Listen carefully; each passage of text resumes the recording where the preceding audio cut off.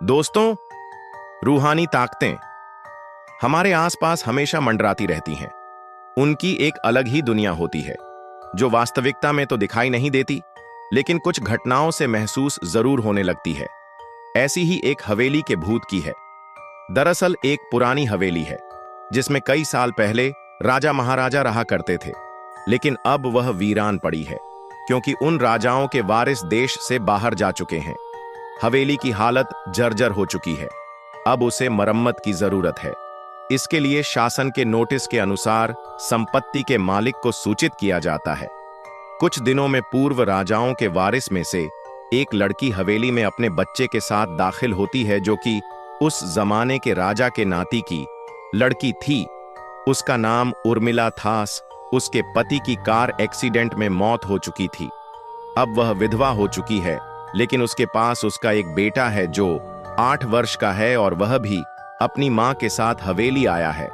हवेली बहुत विशाल थी, इसलिए उसकी साफ सफाई के लिए कई मजदूर बुलाया गए, जिन्हें चप्पे चप्पे की सफाई करने का ठेका दिया गया। किसी को नहीं पता कि हवेली के कोने कोने में कितने खूनी रहस्य छुपे हुए हैं।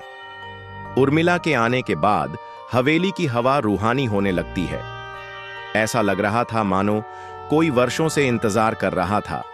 इस हवेली के वारिस का एक रात उर्मिला अपने कमरे में अपने बच्चे के साथ सो रही होती है। अचानक उसके खिड़की से एक पक्षी टकराकर मर जाता है। यह घटना अपने आप में असामान्य थी।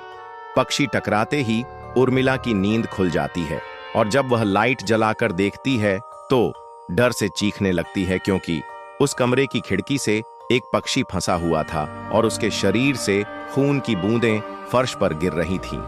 नजारा इतना भयावह था कि वह अपने बच्चे को उठाना नहीं चाहती थी, लेकिन उर्मिला हिम्मत करके उस पक्षी को खिड़की से बाहर फेंक देती है। लेकिन इसके बाद उसे रात भर नींद नहीं आती और वह सुबह तक जागती रहती है।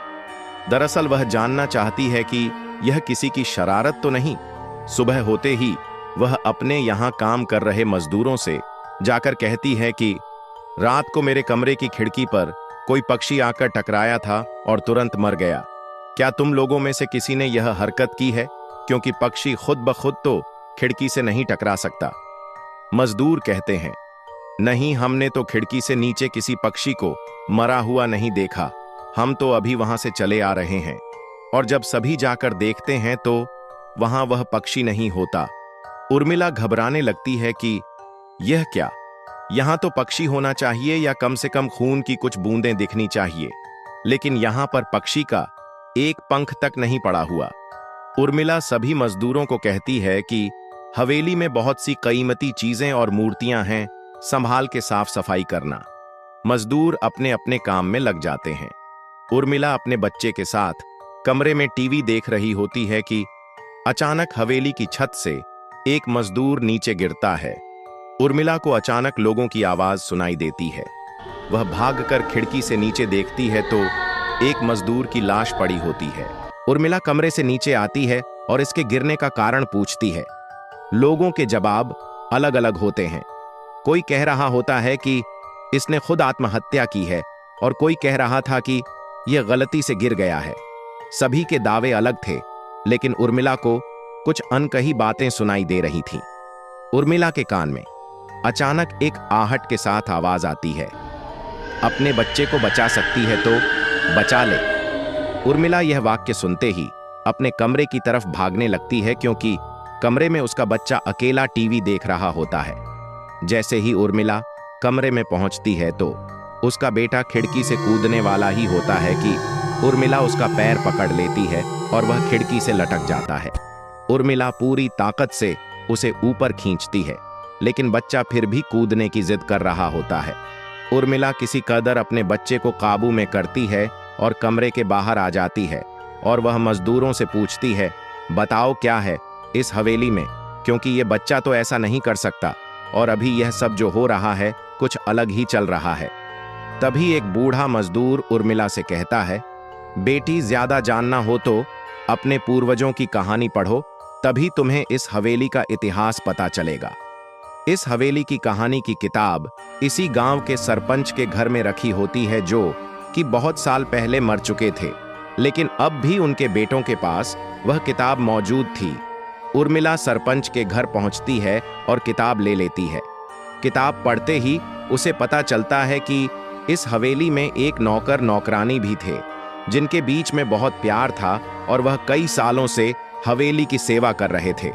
लेकिन एक बार रानी के शाही गहने चोरी हो गए और उसके शंका में राजा ने नौकरानी को चोरी की सजा दी और उसे जिंदा दफना दिया गया।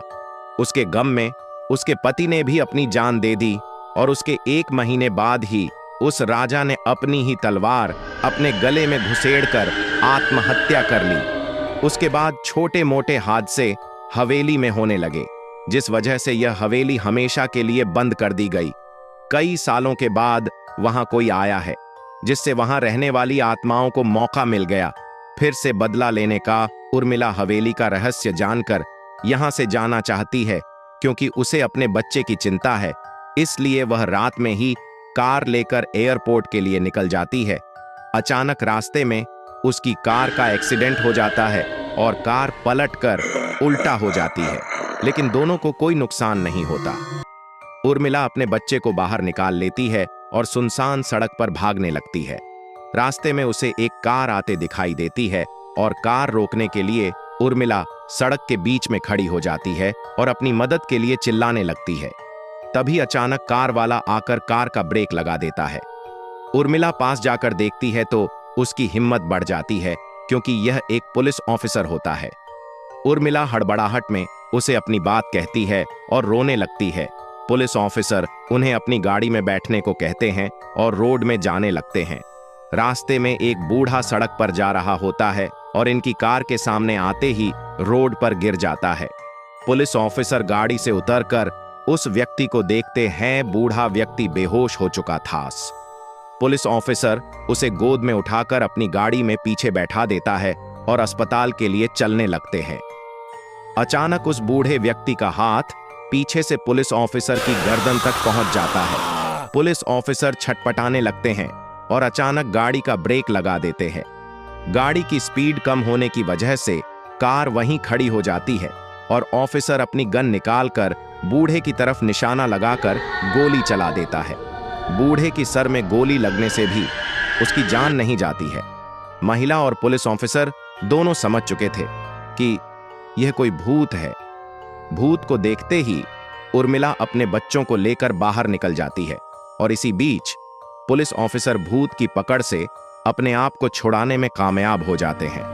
पुलिस ऑफिसर के बाहर निकलते ही तीनों बाहर रोड से भागने लगते हैं और कुछ देर भागते हुए उन्हें सड़क के किनारे जगमगाती लाइट्स दिख रही होती है।